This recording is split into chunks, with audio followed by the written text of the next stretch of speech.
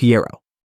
He was the very first person recruited by the Tsaritsa and serves as the director and leader of the entire Fatui Harbinger organization. He's a survivor of the fallen nation of Kyenria from 500 years ago.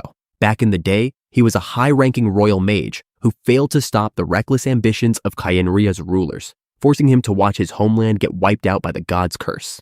That trauma is what fuels his resolve to flip the current world order upside down. While we haven't seen his true elemental power yet, as a true Kyenrian, Piero has insane control over ancient magic and delusion tech.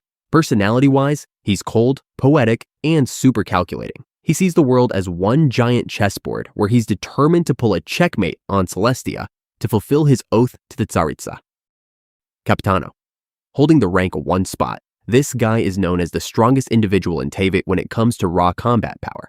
Back in his homeland of Kyenria, he was known as Thrain, a combat captain deeply respected by his soldiers. Unlike other Harbingers who rely on dirty tricks or tech, Capitano has such an overwhelming physical presence and aura that he can challenge a god, like the Pyro Archon in Natlan, in a 1 versus 1 without flinching. His combat skills are way beyond human limits. Capitano is the definition of military honor. He's honest, fights fair, and absolutely despises the dirty work methods guys like Dottore use. Behind that steel mask, he's a leader who's genuinely loved by his subordinates because he has massive moral integrity in an organization otherwise full of snakes. Dottore ranked number 2. He's the mastermind behind Snezhnaya's terrifying military tech.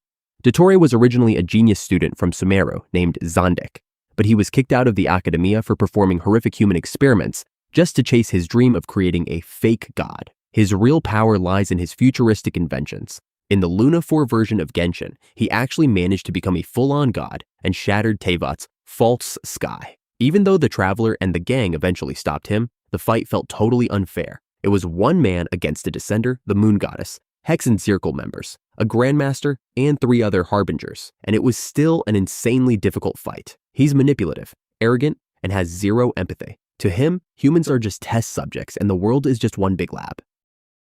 Columbina. Let's be honest, you probably thought Columbina was going to be some terrifying, biblically accurate angel, right? Columbina Hyposelenia is actually the reincarnation of the Moon Goddess. Her vibe is so different from other characters. She feels cold and soft, yet incredibly eerie at the same time. Even Tartaglia and Wanderer warn us to stay away from her. But surprise, Columbina is actually kind-hearted and totally different from the other Harbingers. She was basically just used by the Tsaritsa for her lunar powers. She felt extremely lonely in Teyvat because she felt like everyone was just using her, but luckily, we eventually became best friends with her. I've been waiting for her since that first official teaser back during the Sumeru days. Arlecchino the Knave holds the rank 4 spot. Arlecchino is originally from Fontaine and carries the cursed bloodline of the Crimson Moon dynasty from ancient Kyenria, which gives her that unique, destructive red flame. Her power comes from her pyro vision combined with her blood curse, allowing her to manifest fiery wings and a massive scythe that can erase enemies in an instant. Even without a delusion, her raw strength is terrifying because she can control the Bale Moon. Arlecchino is super contradictory. She looks elegant, calm, and is fiercely protective of her children, but she can turn cold and merciless in a heartbeat if you threaten her family. Unlike other power-hungry Harbingers, she moves based on loyalty to her family and her own vision, making her one of the most complex allies and threats in Teyvat.